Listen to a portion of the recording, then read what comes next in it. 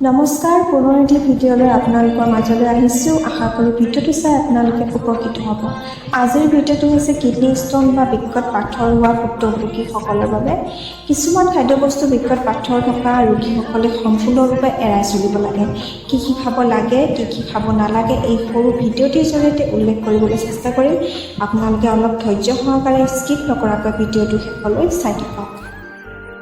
বৃক্কত পাথৰ থকা ব্যক্তিয়ে খাব লাগে যথেষ্ট পৰিমাণৰ পানী, নাৰিকল বা ডাবৰ পানী, ইয়াত থাকে পটাছিয়াম আৰু মেগনেছিয়াম, কল, ইয়াত থাকে ভিটামিন B6, আনাৰস, তৰমুজ, নেমু, কমলা, এইসমূহত থাকে চাইট্ৰিক এচিড আৰু আঁহযুক্ত আহাৰ যেনে গোমধান, গাজৰ, কেৰেলা ইত্যাদি।